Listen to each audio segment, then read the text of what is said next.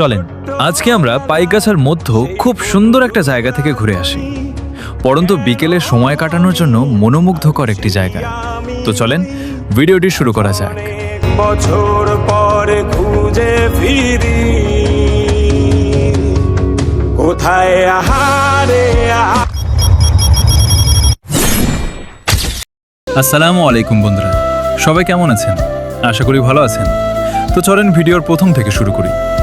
শুরুতেই পাইকগাছা পুরাতন শিবসা ব্রিজ বা মাছকাটা ব্রিজ পার হয়ে আমরা এই রোড ধরে সামনের দিকে যেতে থাকি এবং আজকে আমরা যাব পাইকগাছার মধ্য সুন্দর একটি মাঠ, যেটা পাইকগাছা মিনি স্টেডিয়াম নামে পরিচিত।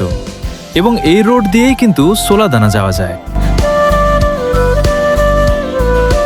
আপনারা এখন যে বিশাল মাঠটি দেখছেন, এটি পাইকগাছা পুরাতন ব্রিজের পাশের অন্যতম পরিচিত একটি মাঠ।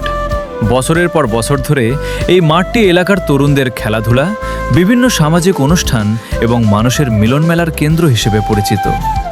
এই মাঠকে ঘিরে মানুষের স্বপ্ন আরও বড়, কারণ স্থানীয় সংসদ সদস্য এমপি এই মাঠকে একটি আধুনিক মিনি স্টেডিয়ামে রূপান্তর করার কথা বলেছেন।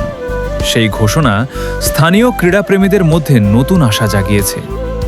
যদি এই পরিকল্পনা বাস্তবায়িত হয়, তাহলে পাইকগাছার ছেলেমেয়েরা আধুনিক সুযোগ সুবিধার মধ্যে খেলাধুলা করার সুযোগ পাবে এবং এখান থেকেই ভবিষ্যতে জাতীয় পর্যায়ের অনেক প্রতিভাবান খেলোয়াড় উঠে আসতে পারে।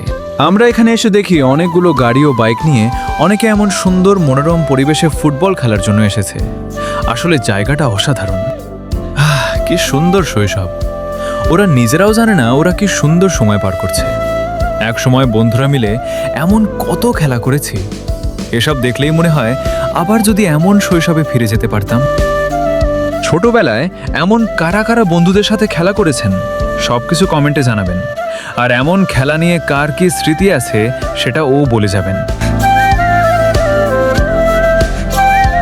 ভিডিওটি ভালো লাগলে একটা ফলো করে দিন, যাতে করে আমাদের এসব ভিডিওগুলো আপনারা দেখতে পারেন। আর আজকের ভিডিওটি কেমন লাগলো কমেন্টে জানাবেন। ধন্যবাদ সবাইকে।